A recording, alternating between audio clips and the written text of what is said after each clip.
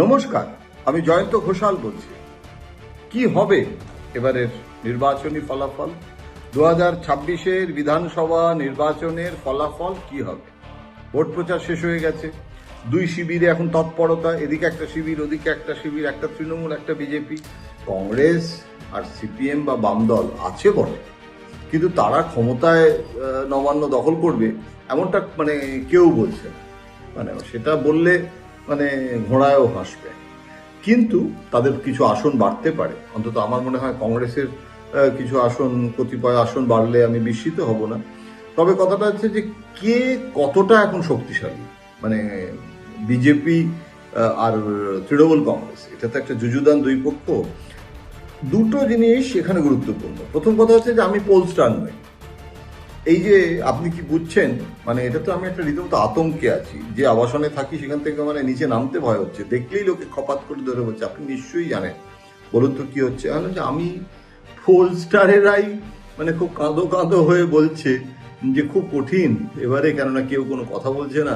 তারপরে তো আমি দেখলাম যে কোনো পোলস্টারের গোষ্ঠীর বেশ কয়েকজনকে গ্রেপ্তার করা হয়েছে, তারা নাকি জোর দিয়ে বিজেপির পক্ষে বলানোর কথা বলছিল।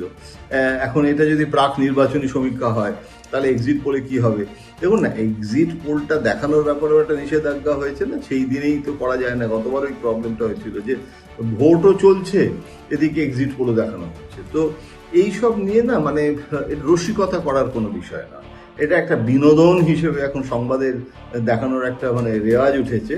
আমি এই সমস্ত মধ্যে যাচ্ছি না, কিন্তু এইটুকু বলতে পারি যে এই বিজেপিটাকে, আমি তো বিজেপি কভার করছি বহু বছর ধরে, 1987 সাল থেকে দিল্লিতে আমি বিজেপি কভার করি। 1984 সালে থেকেও কলকাতায় আমি, তখন কেদারনাথ সাহানি, তাকে কেউ চেনে না। আমি তখন বর্তমান কাগজে সাংবাদিক হিসেবে 84 সালে ঢুকেছিলাম। এখানে ভারপ্রাপ্ত হয়ে তিনি এসেছিলেন, কাশ্মীরের ওপরও তিনি অনেক কাজ টাজ করতেন, অনুপ্রবেশ নিয়ে তখন থেকে তিনি বলছেন। এবং ওই বড়বাজারে একটা কোনো মারোয়াড়ির বাড়িতে সাদা ফরাস পাতা ছিল, সেই প্রথম দেখেছিলাম যে ওরকম একটা বাড়ি, সেই পুরোনো আমলে। সেখানে সেই বিজেপি নেতা বলেছিল যে আমাদের পশ্চিমবঙ্গ দখল করতেই হবে। কেদারনাথ সাহানি, অটল বিহারী বাজপেয়ী বলেছিলেন যে আমাদের খুব দুঃখ, আমার খুব দুঃখ, শ্যামাপ্রসাদ মুখার্জি সেক্রেটারি, আমি এখনো পশ্চিমবাংলায় দাঁত ফোটাতে পারলাম না। তো এইবারে বিজেপি যেরকম সাম দাম দণ্ডভেদ, একটা এত বড় দল হয়ে গেছে, প্রধানমন্ত্রীর জনপ্রিয়তা তো আছে, আর বিজেপি তো পশ্চিমবঙ্গে টেস্টেড নয়, ক্ষমতাসীন নয়। সুতরাং বিজেপির কে দিন এবারে এর থেকে ভালো হবে, এই আশ্বাসটা প্রধানমন্ত্রী ঠনঠনি কালীবাড়িতে যাচ্ছেন, বেলুর মঠে যাচ্ছেন, ভাবা যায় প্রধানমন্ত্রী সব কিছু ভুলে টুলে গিয়ে এখন ট্রাম্প, ইরান, ইসরায়েল সব ভুলে গিয়ে এখন পশ্চিমবঙ্গ। তো এরকম একটা পরিস্থিতিতে ঠাট্টা করে অনেকে বলছে না, শুধু ট্রাম্প আর পুতিন আসেনি, বাকি সবাই এসে গেছে। তো এখন যেটা হয়েছে যে বিজেপির এই যে অ্যাগ্রেসিভ বিজেপিকে কিন্তু কমব্যাট যদি কেউ করতে পারে, সেটাও কিন্তু মমতা বন্দ্যোপাধ্যায়। যেভাবে উনি কিছু বুঝছেন না, জানছেন না, তা তো না, তিনি প্রধান কাণ্ডারি, তিনি প্রধান স্ট্র্যাটেজিস্ট।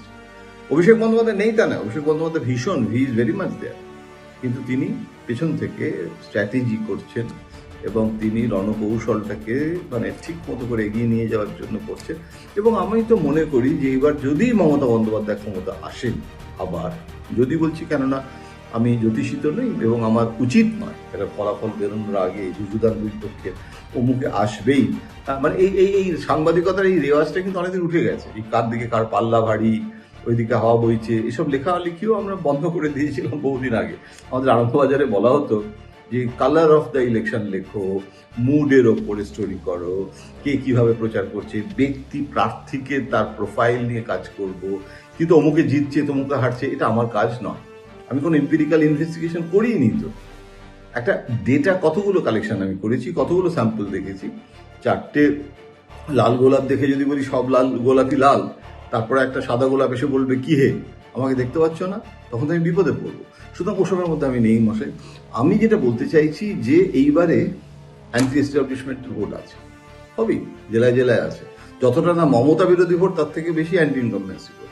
এটা জেলায় জেলায় যেটা আছে, সেইটা মমতা বন্দ্যোপাধ্যায় অন্যভাবে মানুষের কাছে তার পপুলার যে অ্যাপ্রোচ, তার পৌঁছে যাওয়া বিভিন্ন পরিষেবা মানুষকে তিনি দিচ্ছেন, সেই সমস্তগুলো, সেখানে স্বাস্থ্যসাথী আছে, সেখানে আরও 10 রকমের প্রকল্প আছে, সেগুলো আমরা জানি, সেগুলো অনেক আলোচনা হয়েছে।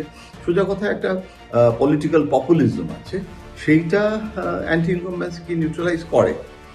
আবার আরেকদিকে বিজেপির এই যে ঝড় তোলার প্রচেষ্টা, প্রথমবারের যেটা ভোটের পর দ্বিতীয় দফার ভোটে কিন্তু মমতা বন্দ্যোপাধ্যায়ের স্ট্রেন্থ সব থেকে বেশি, কিন্তু এমন একটা পারসেপশন, এমন একটা আবহ তৈরি করা হচ্ছে যেন বিজেপি ক্ষমতা এসে গেছে। এখন এই যে পারসেপশন, যেটাকে চমস্কির ভাষায় একটা ম্যানুফ্যাকচারিং কনসেন্ট, মানে একটা ম্যানুফ্যাকচার্ড কনসেন্ট, একটা কনসেন্টকে ম্যানুফ্যাকচার করা, বিলক্ষণ আমরা সবাই জানি কি করে করতে হয়। আজ তো গোটা পৃথিবী জুড়েই হচ্ছে, এটা একটা পেরিল অফ ডেমোক্রেসি বলা হচ্ছে। কিন্তু এখানে শেষ কথা যেটা বলার, সেটা হচ্ছে যে মমতা সেটাকে কমব্যাট করছেন, বিজেপি সেটা অ্যাগ্রেসিভ ভাবে দেখছে, কিন্তু একটা পার্সেন্টেজ অফ ভোট রয়েছে যারা ফ্লোটিং ভোট, সেইটাকে বিজেপি চেষ্টা করছে প্রধানমন্ত্রী ব্র্যান্ড ইকুইটি দিয়ে করায়ত্ত করতে। কিন্তু আমি বলবো, এখনো মমতা বন্দ্যোপাধ্যায় এবং তৃণমূল কংগ্রেসের যে ভোটের যে অঙ্ক, তাতে গতবারের ভোট, তার আগের বারের ভোট, মানে একটা যদি হিসেব নিকেশ করেন, যেভাবে আমরা পরীক্ষার সময় দেখতাম না গতবারে কোন প্রশ্নগুলো এসেছে, তার আগের বারে কোন প্রশ্নগুলো এসেছে, একটা সাজেশন তৈরি করতাম, সেভাবে যদি একটা সাজেশন তৈরি করা যায়, তাহলেও কিন্তু মনে হয় যে টিএমসিকে হারানোটা এবারও এত সহজ নয়।